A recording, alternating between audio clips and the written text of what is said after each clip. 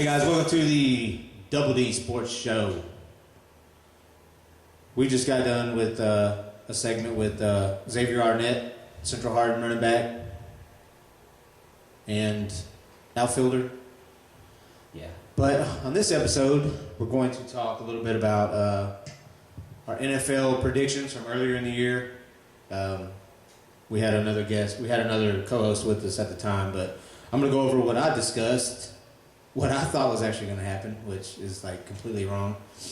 I was just looking over them, looking at the stats of the NFL, and looking at my stats from earlier in the year, and I'm just going to run through it real fast and just tell everybody my mistakes and what I've hit on so far. Got lucky. I had the Colts and the 49ers in the Super Bowl, and Jay had the Saints and the Patriots. So, as of right now, looking at the stats, AFC East, I had New England. Now this is this order. AFC East. This is the order I had them in, and then I'm going to give you the order that they're in now, as of today. Well, you're going to be seeing this on Tuesday. Today's Sunday, December 7th. You're going to be seeing this on the 9th. So this is not counting today's games, because there's games actually going on right now. So I've got New England finishing atop the division at 10-6, and as of right now, they're sitting at 9-3. So I'm kind of close. Then I had the Jets at 6-10, and they're at the bottom of the division at 2-10. So unless they win their next 4 games, I'm completely off on that one. I had Miami finishing third at 4-2. Got that completely wrong. They're 7-5 right now, and then Buffalo's sitting at 4-12, finishing the year, and they're at 7-5 also. So completely blew that division. Yeah. But Nowhere close. Yeah. Hey, I got New England at the top, which is, I mean, anybody would have picked that probably. Yeah. So, and I had that the worst division in football, and right now they're not the worst division in football. That goes to the NFC South, but we'll touch on that in a minute. AFC North, I've got Cincy finishing 10-6. They're at 8-3-1 right now because they got a tie, which is stupid, in my opinion. You can't tie in a sport. Yeah, that's pretty dumb. Baltimore, I had at 9-7. They're sitting at 7-5 right now in second. Pittsburgh, I had them finishing 9-7. They're sitting 7-5. So, hey, I got that one pretty close. But Cleveland is 7-5 right now. Right now, they're beating the Colts by a touchdown. I had them finishing 2-14, and they're 7-5. So I completely blew their record. But that division is still up for grabs, man. That's so close. That's the closest division right now. Three-way tie at 7-5, and then Cincinnati's sitting at 8-3-1. So that's Cincinnati, Pittsburgh they're playing right now. I'm not going to look up the score because I don't want to mess this up because I'll lose everything. But since he was winning.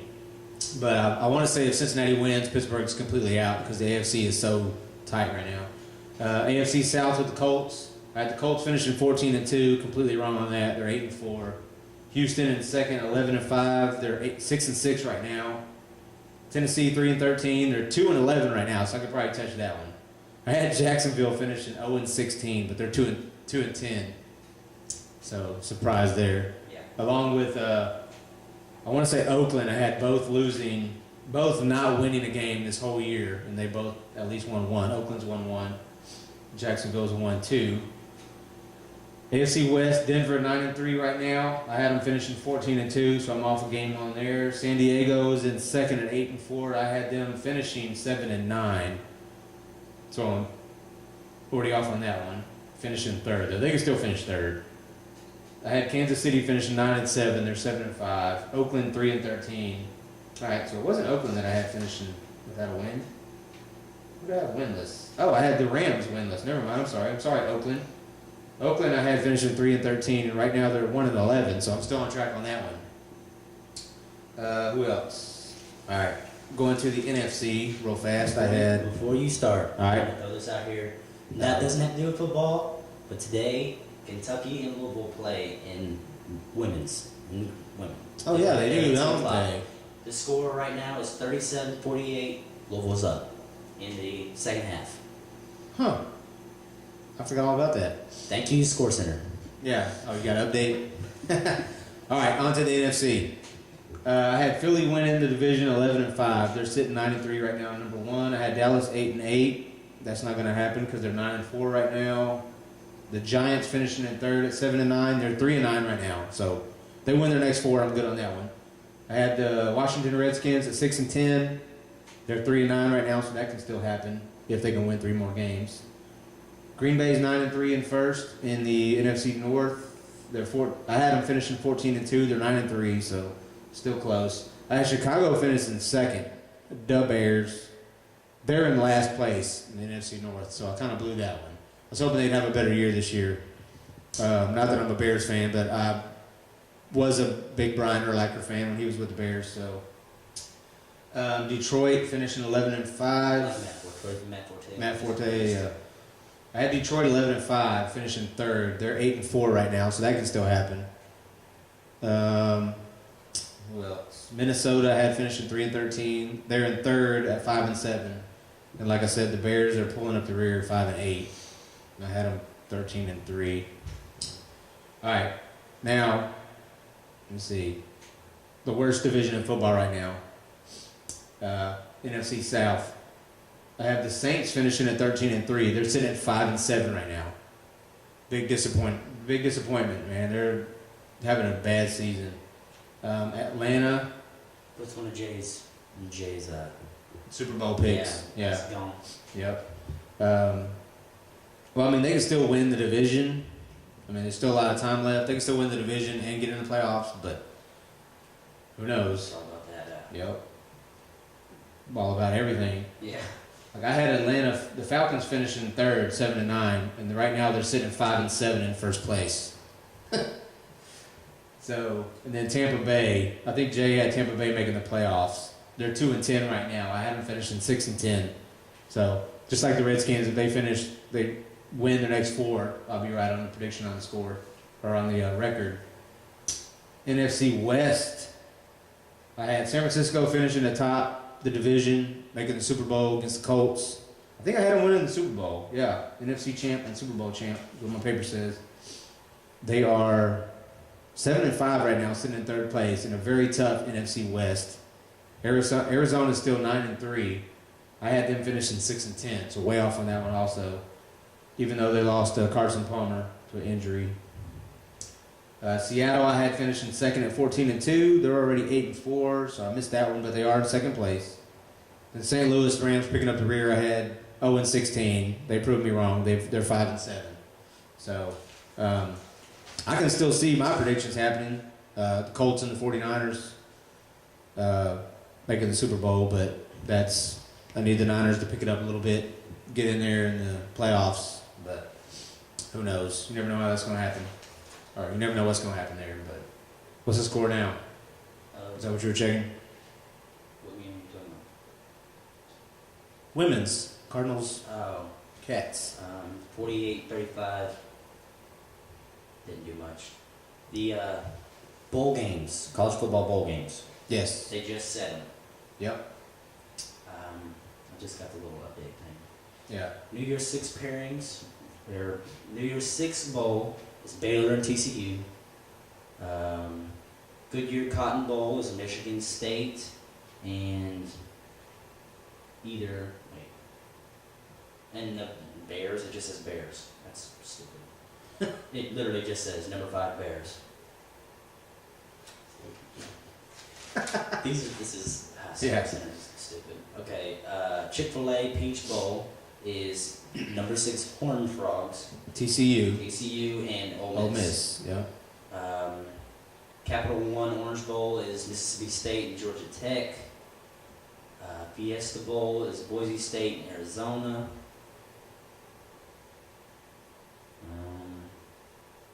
Then the semifinal. Alabama, Ohio State, All-State Sugar Bowl. Let's see if you got it. Then That's.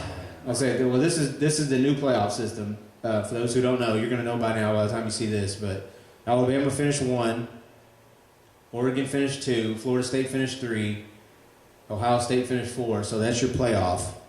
So Alabama will play Ohio State in the Sugar Bowl. Oregon and Florida State play in the Rose Bowl.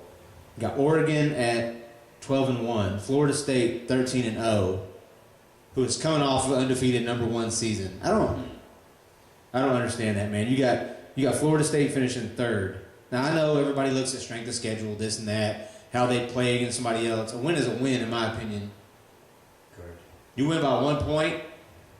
You win by 1 point in the championship game. Are you the champion? Yeah, there's no. All right. Yeah. If it comes, A win is a win. if you're down by 3 in the top of the 9th of the World Series Game 7, and you hit a walk-off home run, you win by 1 run. You're a World Series champ, right? Yeah, All right. That's my opinion. It's still a win. So I just think that's so weird. The rankings. I mean, I know this is a new playoff system. I know it's not gonna make everybody happy. I think it should be an 8-game playoff instead of a 4-game, or an 8-team instead of a 4-team playoff. But like I said, that's just my opinion. You can't keep everybody happy. But Good example of that is when Florida State played Louisville. What's his name? last year or this year? This year. All right. It was this year. Quarterback name. Came on my head.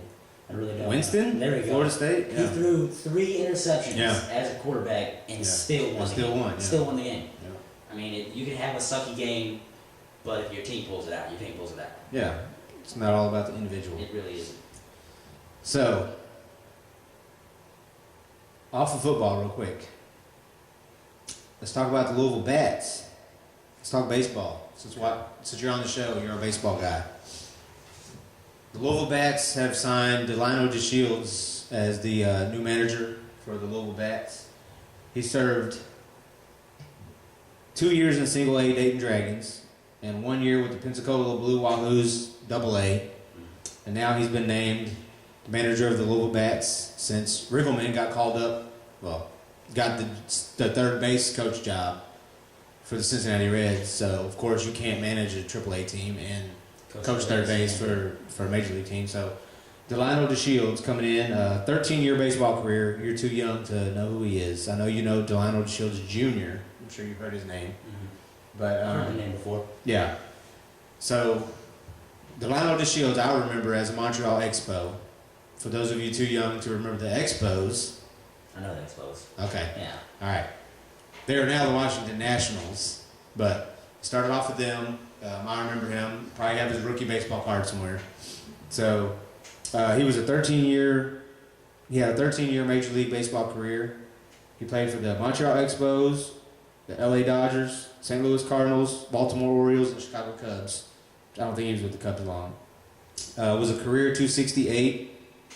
He had a career 268 average, which is, Yeah. I mean, hey, That's good. 13 years, that's pretty good. Good average.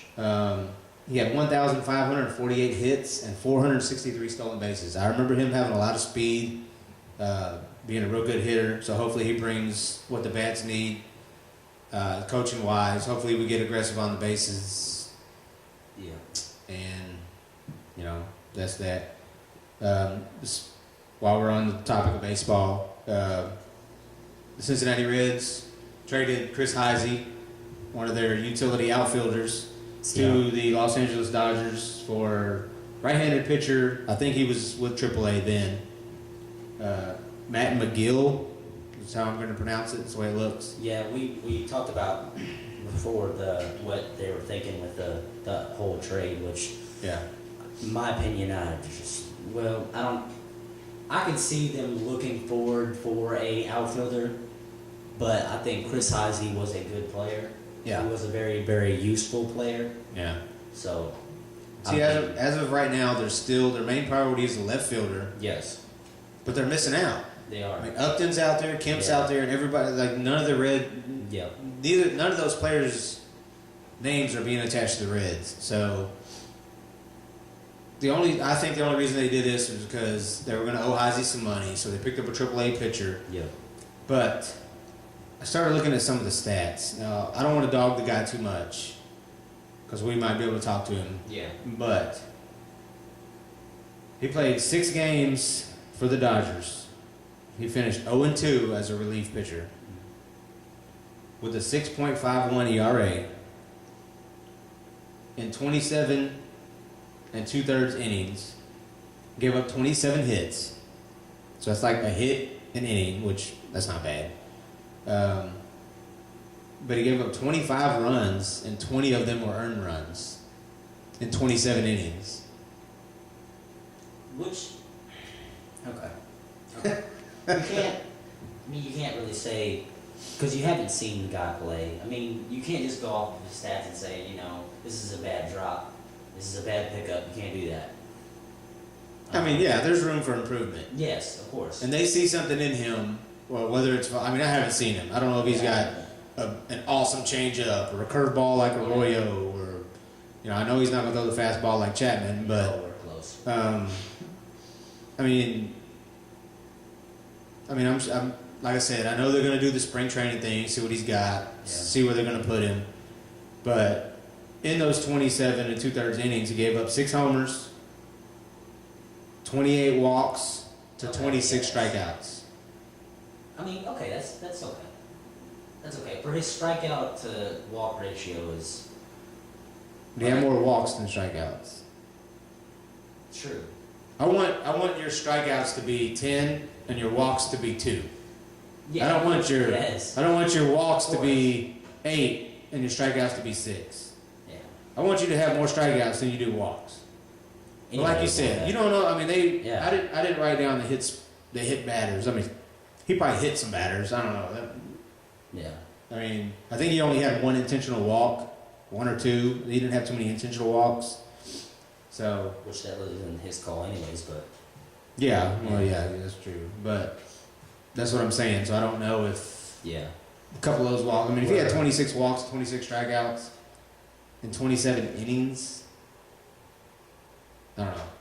That's just weird to me. That's in one season. Yeah, you still want 6 games. You want that control that a pitcher should dish, and by giving up 28 walks, it's not what you want. Oh yeah. But there, like you said earlier, there is room for improvement, and he can improve off of him,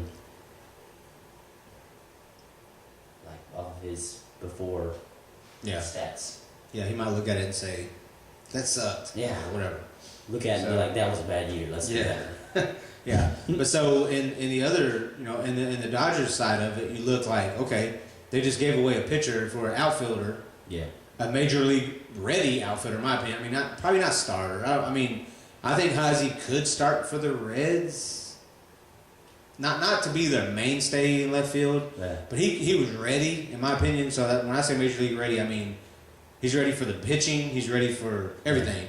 But as the Dodgers, you look at it like, okay, they had Ethier, Crawford, Speaking of that, Kemp. Ethier was talking about he wasn't getting what he wanted. Like he wanted, I don't even remember. More playing time, more money, more years. More money. He was talking about he felt that he was more of a player than what they were giving him, so he was arguing about leaving. Oh yeah. I saw that on an article in here. Typical. But anyways, I mean, as a Dodgers fan, you got to look at that like, okay, we just traded a pitcher for a major league ready outfielder, so we know we're losing somebody. Yeah. And the Dodgers a lot of the talk is about Matt Kemp moving. You're still looking at Atlanta getting rid of Upton, which I would love if the Reds could get him, but I'm sure Atlanta's asking for a lot because they just lost Hayward to the rival Cardinals. So. Which was sad to see. Yeah, that was, I mean, hey, I would have loved if that would have came across and said to the Reds. That was great. But, anyways, also, Logan Ondrusek and Curtis Parks elected free agency. Not surprising. I mean, Ondrusek was up and down. Parks wasn't with the club too much. He was in Louisville a lot. But Ondrusek, I don't know, he's there. I mean, he's gonna get a good contract with somebody, whether it's the Reds or somebody else, because he's a good pitcher. But I mean, he just elected free agency. I mean, that's the player's role in it. I mean, if the club doesn't show interest, that's what free agency's for. So I mean, he can go out and get signed by somebody else. Good luck to that.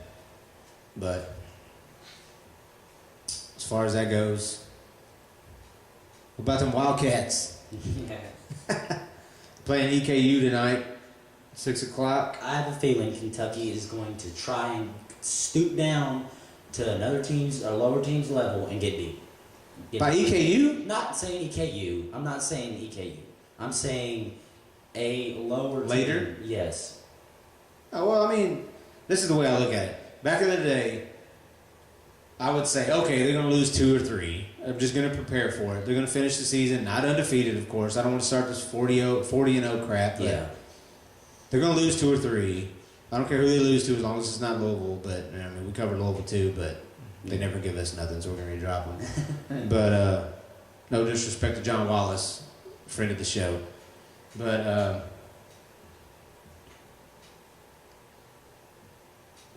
I don't see it, man. They're just they're not clicking on the offensive end like they should. Yes. Toward the end of the game, then they've been stepping it up, getting them lobs, you know. But most of their offense right now is coming off defense. A block, a steal. Yeah. They're just running the floor. They're so long and tall. It's just ridiculous. Ulis must feel like a midget. I mean, he's 5'9". He's taller than me. He's taller than you. He's still one of the better players. Well, he's probably as tall as you. You're a little bit taller than me. I'm so. Really? Yeah, swear. With high heels on? With your shoes on? With regular shoes on. Okay, so you're taller than Tyler Ulis. I'm taller than Tyler. But you can't beat him one-on-one. Probably not. Yeah. But anyways, yeah, they're looking good, man.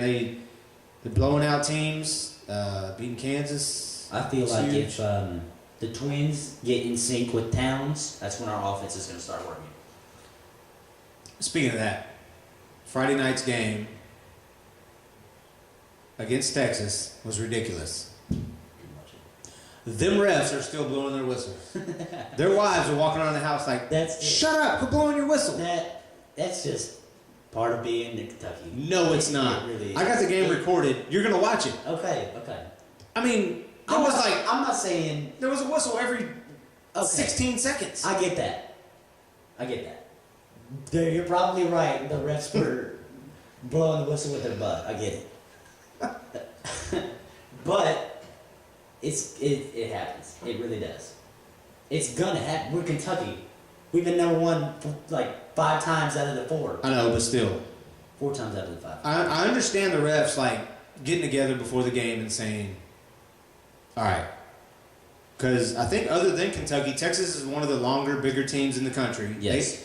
Besides I think they had like a 5-6 point guard. I mean, he was good, but he wasn't as good as Ulis or Harrison. Or anybody we got. Yeah, anybody. But I could see the refs getting together saying, okay, we got some big boys down low. Let's get it under control early. Yeah. Get it under control. Say, hey, we're not going to allow that. You don't need to do that this game. Stop it. Quit trying to fight for, don't elbow in the throat or that's not fun. No bloody noses. But it went all game. And I mean, some of them, I'm not gonna lie. When they showed the replay, I was like, all right, that was a foul, but geez, let them play. Yeah.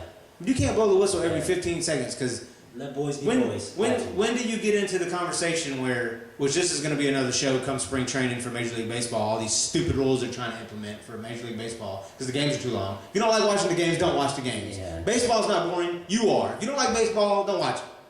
Anyways, what happens when the ref blows the whistle and the game, instead of going, a college basketball game goes 2 hours to 2.5 hours? Are people going to stop watching it? They're not. Exactly. They're not going to stop watching it. The Major League Baseball game, I'm not going to lie. Overtime is just... If you go to a ball game, you go to a Bats or Reds game, or even a high school's shortened, but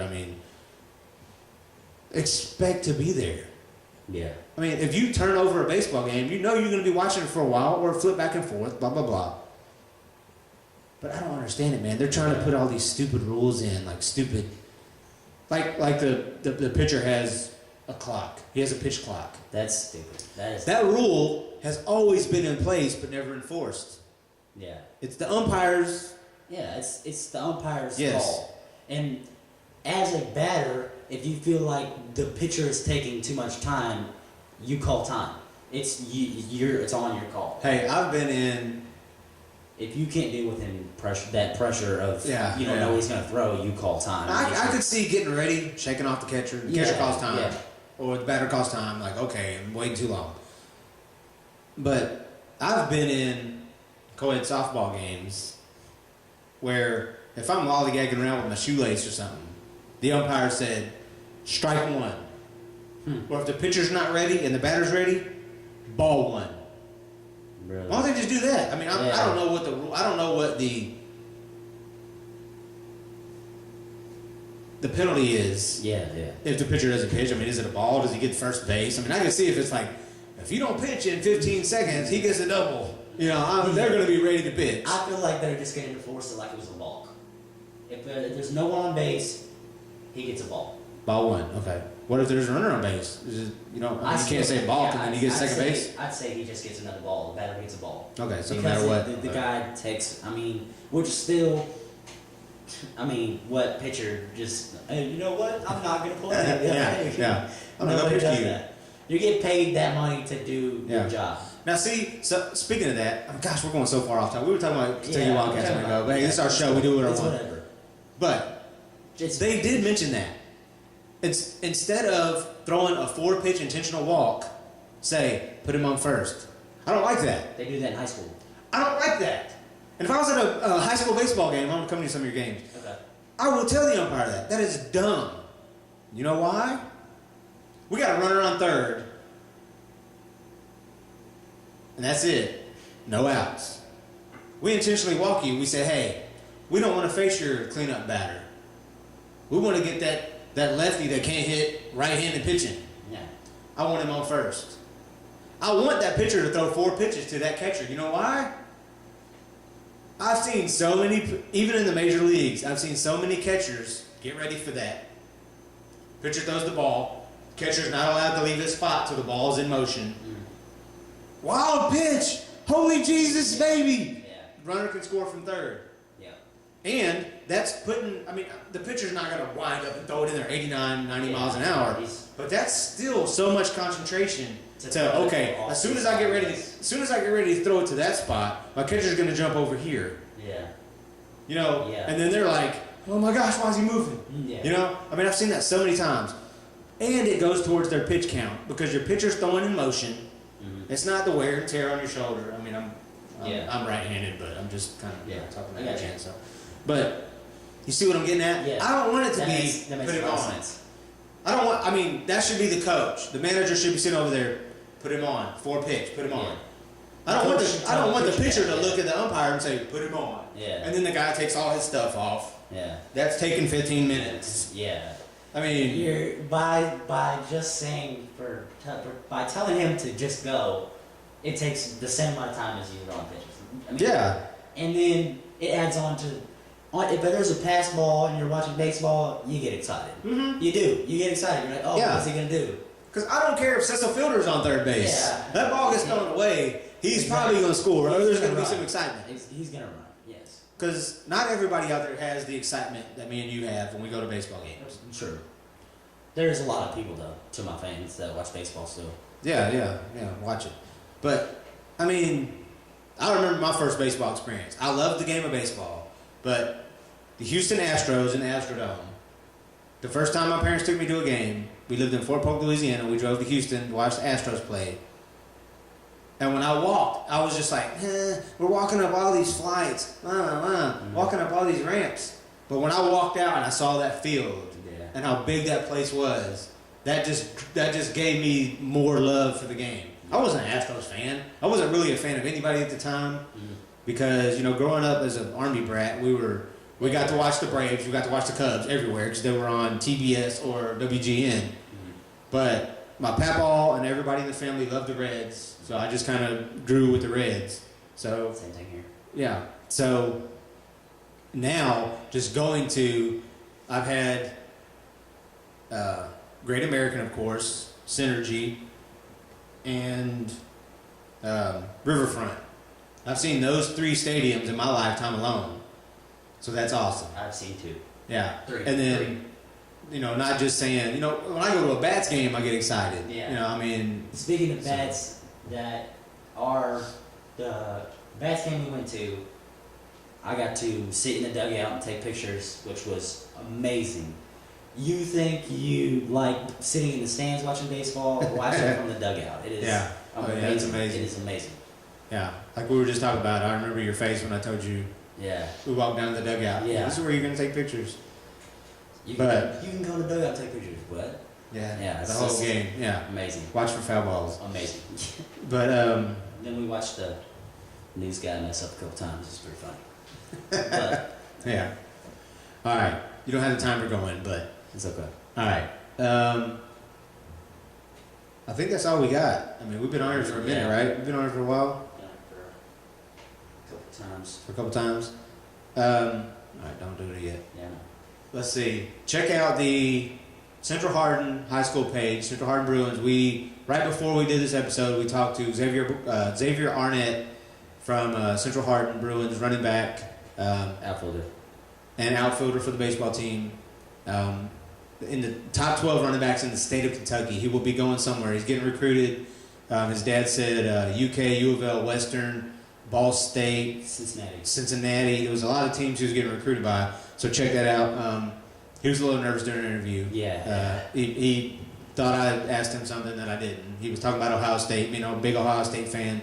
Hasn't heard anything from Ohio State yet, but hey, you get your name up there closer. He's going to have a breakout senior year, I believe, because his sophomore season was awesome. His junior year, this past year, was awesome. He gained like 300 or 400 more yards on the ground. So watch for that. Check out the No Budget Music Entertainment page on the website. I'm going to be throwing up some new videos for from some bands, some independent bands not signed yet that I've seen on Twitter. Became friends of the show on Twitter. I'm going to throw some of their stuff up. You heard the intro today. That's a band. Check them out. I'll throw up all their internet info on their Facebook, Twitter page, all that. UK is going to be playing here in a couple hours, so we're going to check that out. Hopefully the Colts are winning. I keep getting updates on my fantasy, but yeah, they're down right now by 2 points. But anyways, we're going to go ahead and watch the rest of that. Got anything else? No? No. If you're a band and you want to check us out, give you a shout out. Yeah. We follow back on Twitter. Correct. Like the Facebook page.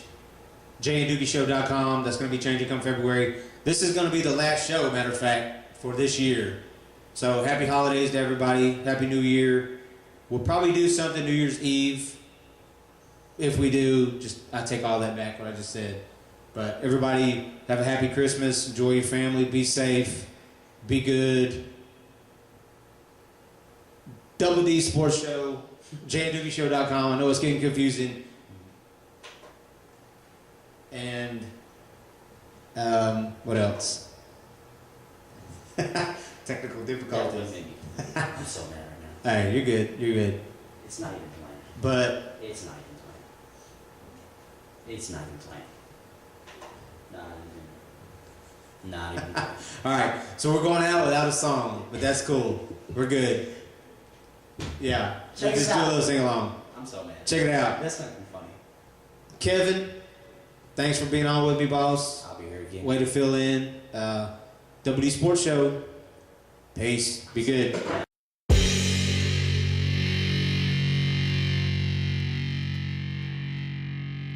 Wipe the sleep out your corner, you jack corners, the dawn's upon you. The early risers don't sympathize with you late bloomers. As soon as day breaks, I'm making moves and strategizing. Don't take my word for it, you can get it in writing. The beat might get hyped up when I'm mic'd up. See the fire in my eyes as I light up. Yeah, the burning bird with his wings spread, showing signs of life even though I seem dead. In the tree pose.